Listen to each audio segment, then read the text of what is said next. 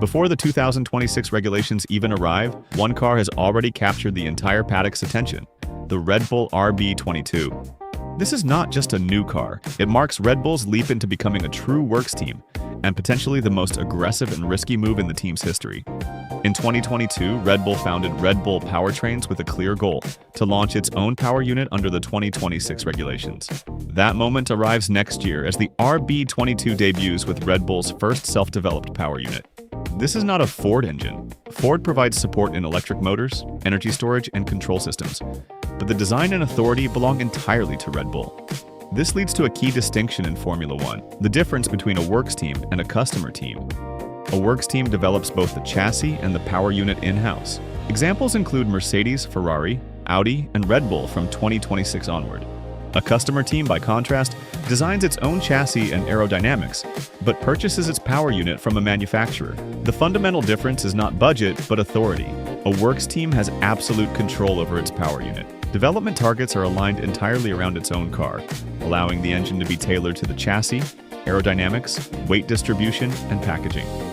Customer teams receive a standardized version of an engine. Even though regulations require manufacturers to supply identical specifications, practical differences still exist. Simply put, the engine was not designed for you.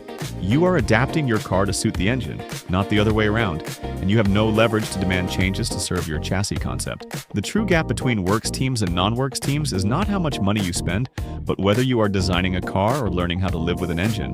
Between these two extremes lies the concept of a semi-works team. Red Bull during its Honda partnership, and Aston Martin next season, fall into this category. A semi-works team still purchases its power unit, but gains partial influence over design decisions. This includes engine mapping, integration strategies, and technical feedback, resulting in a deeper collaboration than a standard customer relationship. However, ultimate control remains with the manufacturer. This is why historically most championships have been won by works teams. That said, if you can perfect your chassis and aerodynamics, titles are still achievable, McLaren being the classic example.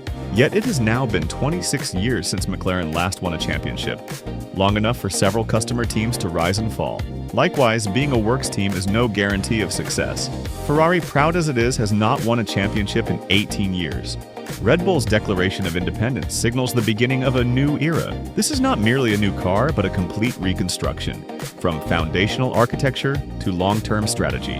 The 2026 season will be defined by works teams. Power alone will no longer be decisive. Success will depend on system integration, power unit, chassis, aerodynamics, and electronic control working as one.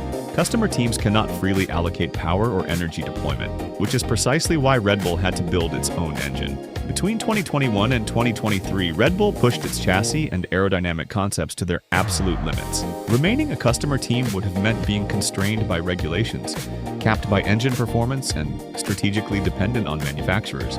Signs of this limitation were already emerging in 2024 and 2025. Red Bull does not lack championship experience. What it lacked was system-level control.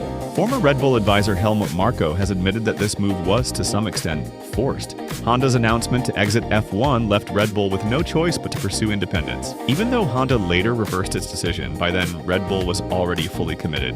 2026 represents a natural reset point, and Ford has chosen this moment to return. By placing its name and resources behind Red Bull Powertrains, Ford has made its priorities clear. Formula One's popularity in the United States is at an all-time high, and the new regulations' emphasis on electrification and hybrid systems aligns perfectly with Ford's commercial strategy. Entry was necessary, but betting the company, as Audi has done, was not. Red Bull's track record proves its execution capability. Give them a competitive engine, and results will follow. Crucially, Red Bull is not a traditional car manufacturer. It does not sell road cars, eliminating any potential commercial conflict with Ford. From Ford's perspective, Red Bull is the ideal partner. That said, this partnership is a double-edged sword. If Red Bull's performance collapses, Ford will inevitably be cast as the scapegoat. Whether Ford can handle that pressure remains to be seen.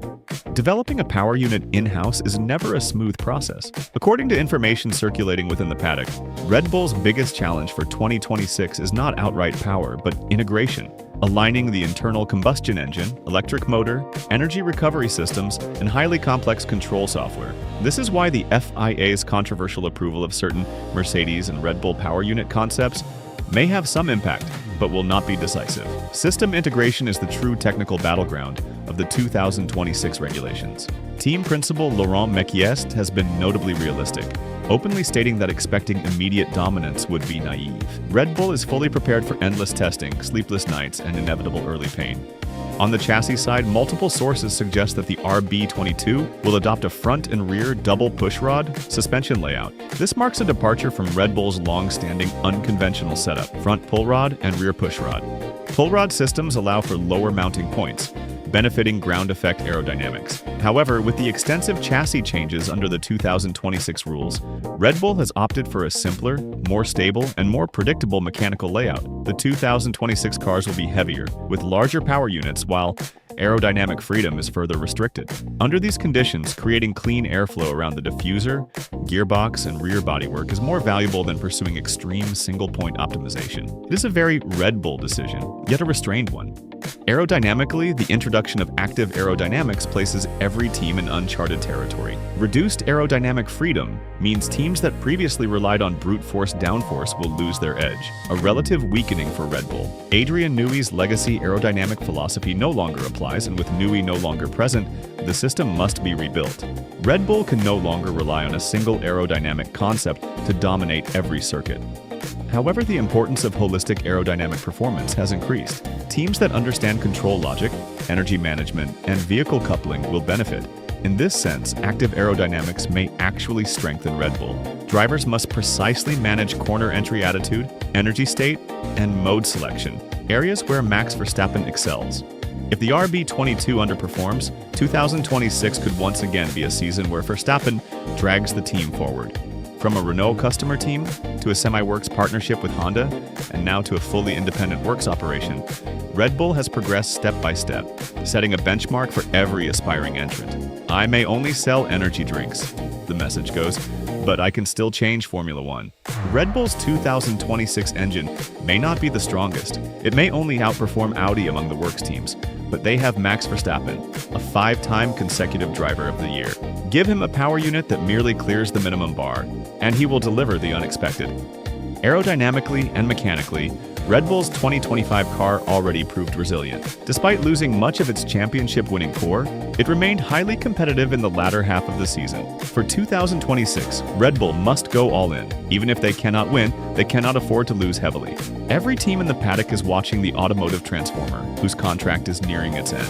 If Red Bull fails to remain a top 3 contender, it signals a multi-year rebuilding phase, and losing Verstappen would be inevitable.